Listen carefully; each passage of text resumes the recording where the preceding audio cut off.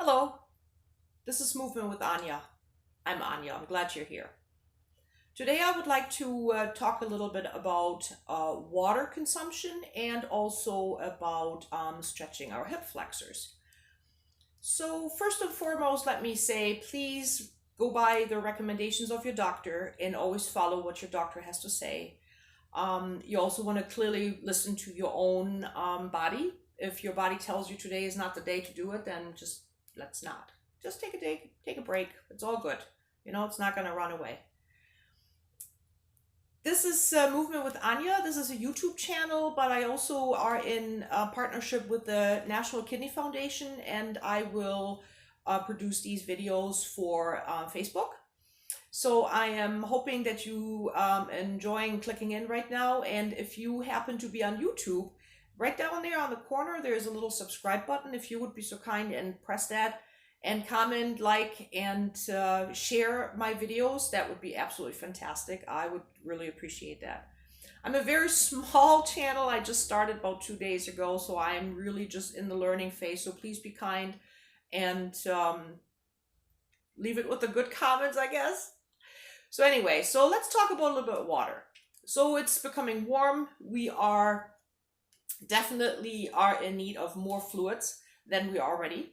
And most of us, unfortunately, are dehydrated on almost like a regular basis. And what I try to explain to my members in general is that if you get this kind of cottony mouth tap feeling in your mouth, you're really actually dehydrated. And the dehydration is roughly about 2%, which doesn't seem much, but it kind of adds up. And there's all these different parts in your body that are very reliable. They have to rely on you getting enough fluids in. So I've got a couple of examples for you. So your entire body is 60% made out of water. It's quite a bit. So then your brain and your heart is about 73%.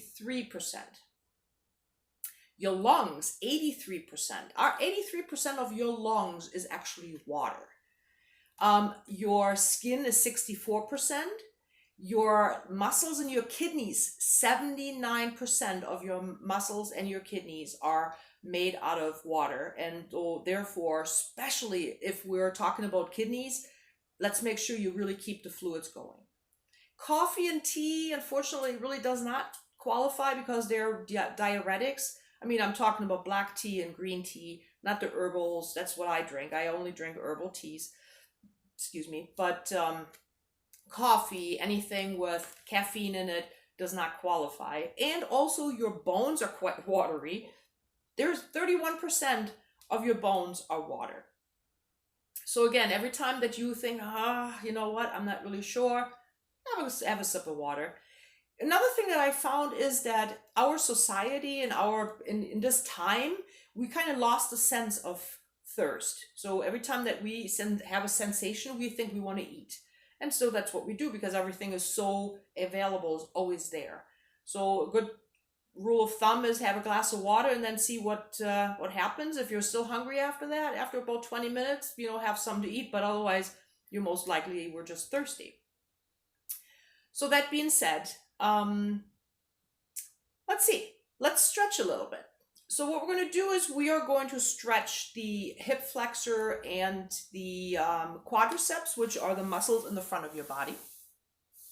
And we're going to be stretching your glutes and your hamstrings and your lower back, which is happening behind you. So I'm going to get up so I can show you a little bit where all this is going on. So when you're standing up, your hip flexor is attached to the center of your femur. The upper part of your femur, not the center, the upper part of your femur, goes across your pelvis and attaches itself under the rib cage onto your spine. So these muscles, there's actually two, they come up. In the layman's, there's obviously much, much more happening, but I just want to I don't want to dive too deep. So, and those apparatus right in here is basically responsible for you being able to do this, and you are able to lift your legs and step up onto something. So in partnership, your glutes, your lower back works together. So all this is happening. So we want to make sure that we keep them equally strong, equally flexible, and mobile. The problem on this is that we are seated too much, and especially if there's a disease or a disability of some sort going alongside with it, it is unfortunately that we do spend too much in a seated position. And those muscles in the front become really short, the ones in the back become really long and fatigued and weak, and so we want to make sure that we balance that out. That being said, let's try to stay on the chair for now. So we're going to sit nice and comfortably, and we're going to move towards the left. So from here, I'd like you to see if you can take your right leg off to the side. So now I'm going to show you, there's going to be a lot of moving around happening. So if I'm sitting sideways on my chair, but I'm not out far enough, I have basically no room really where to go. So my leg is really harsh right here on that chair, and that hurts. So I'm going to move out just a little bit and find that mid part. And then if you need to hold on to your chair, and then let your leg come down. So when you find, telling you, YouTube, I tell you, I have the highest respect for these people when they can do this, and it looks like they have just, they just breeze through. This camera is a beast. So, we're here, taking that leg, and see how far you can let your leg drop. That right here is a stretch. I'm sure you can tell, if you're limited in those areas, you can tell already that you're stretching. Again, let's not push it. Let's not make it more. If it feels good, do it. If it does not, and if it becomes uncomfortable, just stop. And then come out of it just a little bit. Go back in, try it. The muscle will not relax instantly, especially if the muscle has been in a very short position for a long time. So let's really give it the time, and just consistency is really the trick. So let's go ahead and take that leg and see where we can find that length. So for me, this right here is a good place. I can feel there's a little bit of stretching happening right here. You know, it's comfortable for my legs. I'm sitting up tall, so that's my good place. So wherever that is for you right now, find that. So go ahead and take your right hand next to you, and your palms are facing in, and we're taking that right arm up, and we're lifting up through the fingertips. At the same time, I'm going to let my leg drop, so I feel how that weight of my hip and my leg right here pulls on the side, and I can still feel that stretch coming right in the front of my thigh. So on your next inhale, go ahead and lift those arms up higher. Lift your chest up higher, and then engage your pubic bone, and lift that pubic bone up just a little bit. Deep inhale and exhale, and breathe. Let's do that again one more time. Inhale up, exhale out, and go ahead and release your arm, and release your legs. Good. Let's go ahead and try the other side. Let's see how that works. Same thing. You find where you're comfortable. So I'm going to scooch out just a little bit. I'm going to take my foot down. Right here, this is a good spot for me to sit. I feel a little bit of a stretch. I can control this. Find yours. Left hand, palms are facing in. Let's take a deep inhale in. Exhale, reach it up through the fingertips and let that hip drop. Feel that weight again. Oh yeah, that feels really good. And then go ahead and inhale, lift up just a little higher through the fingers. Lift up that sternum and engage that pelvic floor. Lift it up, lift that pubic bone. Feel the stretch going deeper into your thigh. And release that hand. And release your hip. And come back to center. I think I just had something crawling there. There you go. So I hope that felt good. So let's go ahead and go extend a little further from here. So let's stand up. Let's see if that standing up is working for you. We're going to do a standing tilt like this. So we're going to be standing next to the chair, and we are having that right leg forward, left leg back. So I have my hands with the chair right next to my hips, and my square hips and my square shoulders are facing forward. So go ahead and bend into your right knee, and then bend that back knee just a little bit and lift your heel up. So your left heel right now, or my left heel. Soften down just a little bit more, and then go ahead and engage through the pelvic and engage and lift that pubic bone. Feel that stretch going deeper into the hip. Nice, good. And then take a deep inhale, lift that arm up. Exhale, reach up, breathe. And go ahead and take your hands down. Release that hip, your leg, and step up. Oh yeah, that felt really good. Nice job. Let's go ahead and switch sides. Same thing. Chairs next to me, so I don't have to reach. I don't have to do anything with my shoulder. Left foot steps forward. Right foot is back. I am coming up onto my right toe, so my heel is up. I'm bending into my knees. And again, we're engaging through the belly and we're lifting up that pubic bone. Lifting up, breathing, engaging. And go ahead and take your right arm. Inhale, lift. Exhale, open it up, stretch. And go ahead and release your arm. Release your legs. And step up. Beautiful. Nice job. Good. So, little more, you have a little bit more flexibility. You sit at the desk all day and oh my gosh, I really need to move right now. We can do a quadricep stretch with an engage for the hips here as well. And if you're flexible enough, you can grab your foot. If you're not, you might have a scarf. You have possibly a tie, an old belt from something, a towel, whatever that is. This right here is a yoga strap. So I use this when I practice yoga on the floor to basically make my arms longer. That's what it's for.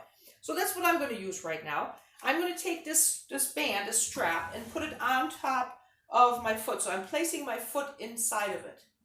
So I have my knee bend and my foot is hanging in there.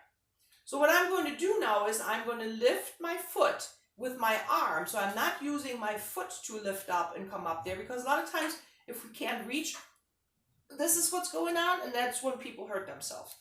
So what we're going to do now is we're going to use, with the help of our arms, we're going to demobilize the back of our muscles and we're going to stretch the front without putting any tension on there.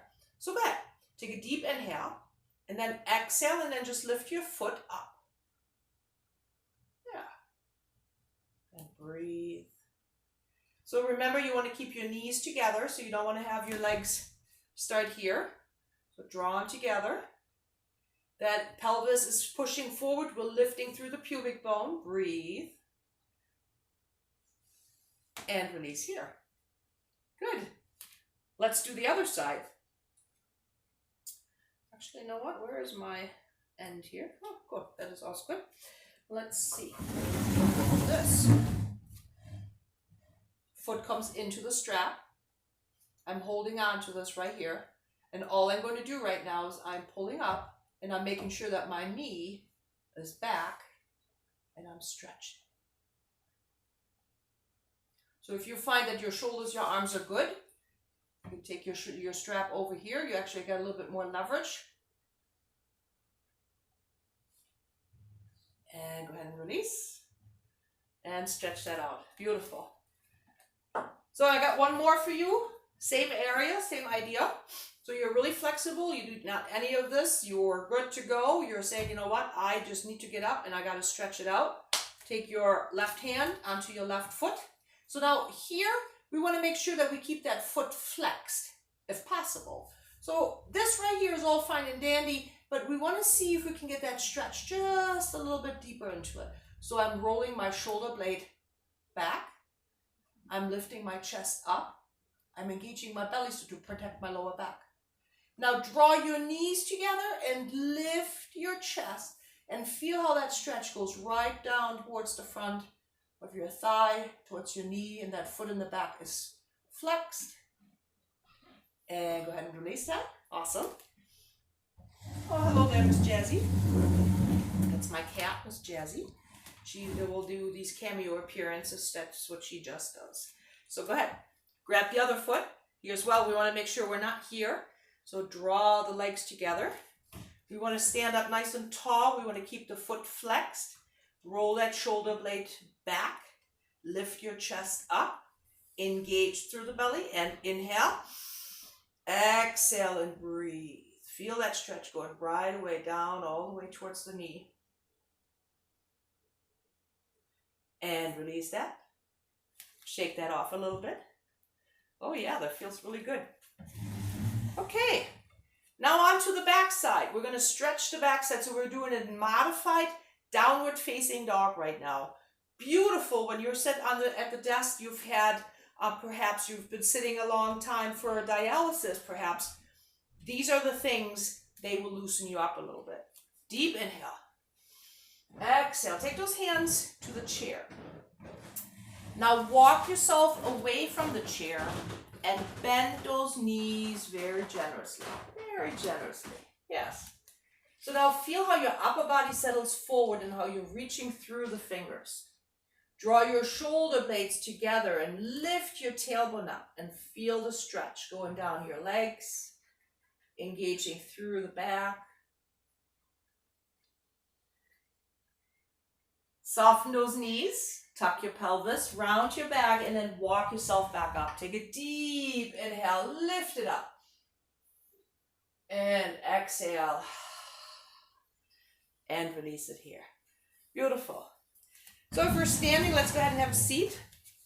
I have one more that I would like to show you in a seated position to stretch those hips a little bit, to loosen them up. I like you to step your right foot forward, and I still have to go back further so you can actually see what I'm doing. There you go. So right foot steps forward, both hands on your left thigh, and you're lifting up your chest. We're going to do a hamstring stretch in a seated position right now. So chest is lifted, shoulder blades are drawn back together, and we're hinging forward.